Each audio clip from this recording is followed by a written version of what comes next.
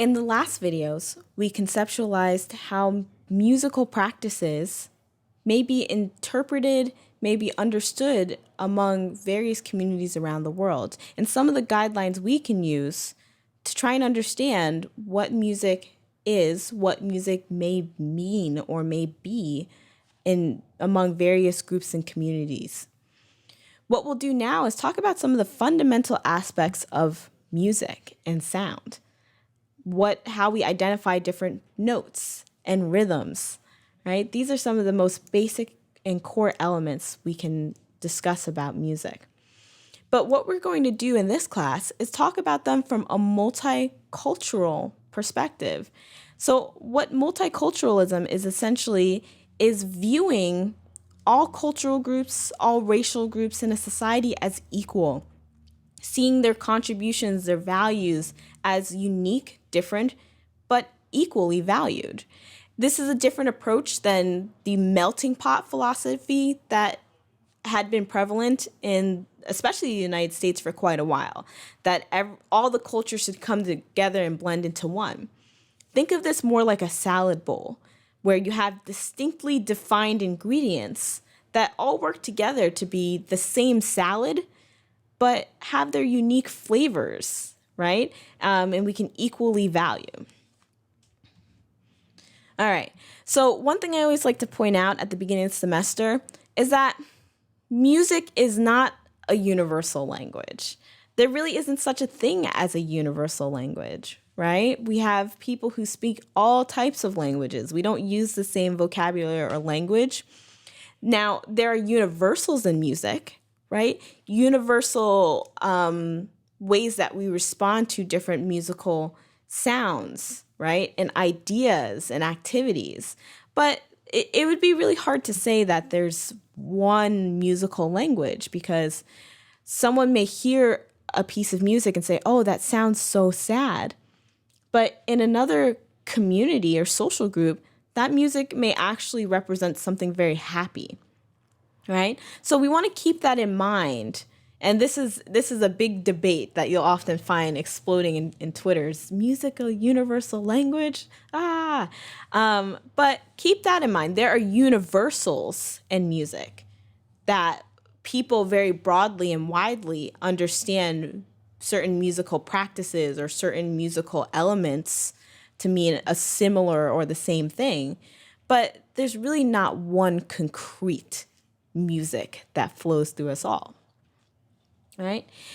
And part of the reason for this is that music is not just identified by sound, but music has tradition. So it's how people behave, how people interpret the music, and the environments that the music is set in that also matter and give the music meaning. All right. So when we talk about music fundamentals, what we're basically talking about are the structural elements, the basic building blocks to any piece of music. So these are sonic elements that we can hear and identify.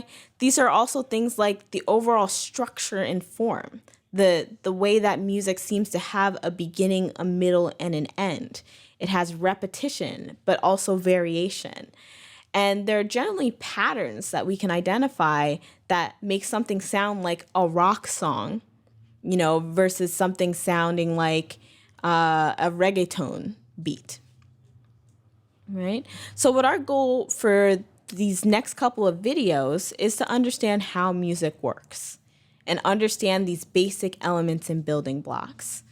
And then also to create a common vocabulary in this class, so we can all speak on the same level about the various musical events and phenomenon that we hear as we work through various musical practices and traditions. So the first musical element that we'll talk about is rhythm. This is a core element because this is the timekeeping aspect of a lot of music. As children, we learn very early how to move to the beat, right? And so what rhythm entails is the idea of duration. So how long an actual tone is, how long or how short. Remember in the last couple of videos, we talked about The very basic property of a sound itself is a tone, and tones have different characteristics and values. Rhythm is one of those, right? So the idea of duration, how long or how short a note is the basis of rhythm, right? And so going back to the idea of music being organized sound, rhythm is then the organization of sounds and silences, the various durations over time. So let's take a look here at the various durations, and this only scratches the surface of music. You can see here we have a quarter note. That's basically a note that hits on every beat. 1, 2, 3, 4. And what you'll notice are various subdivisions for faster notes and faster durations, and then even longer durations of notes above the quarter note. So what I want you to do is take a moment, pause the video, and clap the alphabet song. Clap it to yourself. A, B, C, D, E, F, G, or Twinkle, Twinkle, Little Star, whatever, floats your boat. Okay, so hopefully you took a moment to clap that out. What you were doing, you were playing different rhythms and rhythmic durations, right? Notice here, we have some quarter notes like we saw before, but. Then we have a half note here, which is longer. It's a longer duration than a quarter note. And then we even have faster durations too, L, M, N, O, P. This is what we're talking about when we talk about rhythm and organized silences and sounds. So some other things to consider when it comes to rhythm, which is why I wanted to talk about it first, because there's actually a lot of considerations. We also have to think about the tempo or the speed of the rhythm, whether we're playing something as but, or faster, but, as well as the pulse. All right. What the pulse is basically the evenly spaced divisions of the sounds and the silences. And these usually end up being regular spacings that we can identify as a steady pulse, right? So when we listen to a piece of music, the fact that we can count 1, 2, 3, 4, 1, 2, 3, 4, over and over again, all right?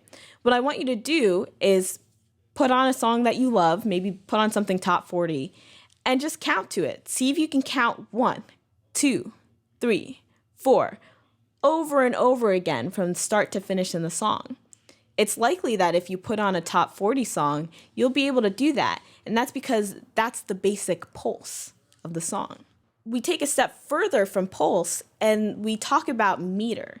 This is the way that we organize music into specific patterns. So what meter is specifically are beats that are organized into recognizable or recurring accent patterns. So notice I've been counting 1, 2, 3, 4, 1, 2, 3, 4. There's an emphasis when I get back to 1, like we've reset, and that's the strongest beat, right? That's considered the downbeat of the song. So you can look here. Take a listen to Dembo by Shabba Ranks, and you can hear a 4/4 pattern if you count along to it. The kick drum will hit on every beat, every quarter note, 1, 2, 3, 4. But you'll hear some extra emphasis every time we return to 1. All right. We also have things called syncopation, where notes hit in unexpected or less expected areas of the pattern. So you can see here that the snare drum doesn't really hit on the 1, the 2, the 3, the 4. It hits in between that. So that creates a little bit more of a drive too, right? And creates some rhythmic anticipation and excitement. So take a listen to that. The other thing I want you to take a listen to is the Final Fantasy Waltz I have posted, because this is a case where the song is not in 4/4 meter. This song is organized into patterns of threes. So now you count 1, 2, 3, 1, 2, 3, 1, 2, 3. If you try to count a 4 pattern with this waltz for the moon, you're going to get off. It's going to feel very clunky and it's not going to line up. So try and do both. Listen to Dembo and try and count a 3 pattern. 1, 2, 3, 2, 2, 3, 1, 2, 3. And then listen to the Waltz for the Moon and try and count a 4/4 pattern. 1, 2, 3, 4. You'll feel and hear the difference when you do that. And just to wrap up with the idea of meter and rhythm, there are actually irregular rhythms and meters too. So what you'll find in a lot of Indian classical music are these irregular meters, where it's not just a basic 3/4 or 4/4 pattern, but constantly changing meters. So you can see here, you have 6/4, you have 7/4, you have 1/4. So take a listen to this video I have posted in the Canvas module and try and